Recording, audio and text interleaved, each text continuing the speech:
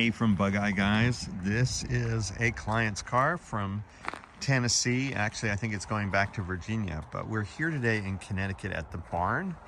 There is the horse that I just rode. So we are going to be riding on a horse trek across Wales this summer, and I need to learn more about riding. It's not my strong suit.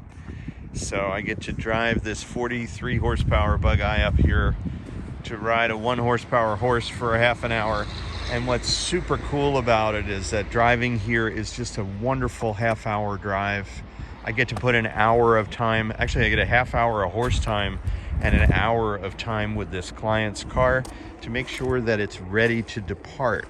And that is a real luxury. And in fact, we can send the telemetry in real time, just like a Formula One racing team, but with a cell phone, of course. I get to call headquarters. We have 7 people there, all working on this mission. So it's really a luxury for me to call in and say, here's the punch list of what's left. This has been a multi-month project to take a non-running car that showed up on our doorstep and turn it into a capable machine that I can hit the road here from the barn and head home. What a beautiful, beautiful opportunity to take a low-tech car and enjoy a very low-tech horse, the basic of most basic leather horse and simple car. And just what a pleasure to be here doing this. We are so lucky to have clients send us their cars, and even luckier to be able to be in a wonderful place in the world where we can go out and drive them and use them and make them fantastic again. This car is,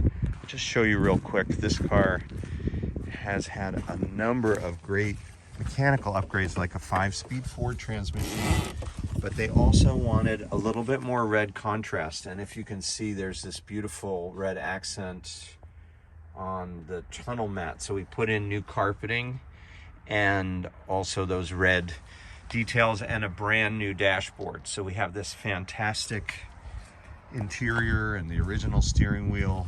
And we have a couple more things to do. This is pretty common, and hopefully they'll have the budget for this, but this windshield glass is the original with a big score from the wiper blades. Remember, of course, if you have one of these cars, a lot of times grit gets on the blade or the blades dry out so badly. This one needs new blades.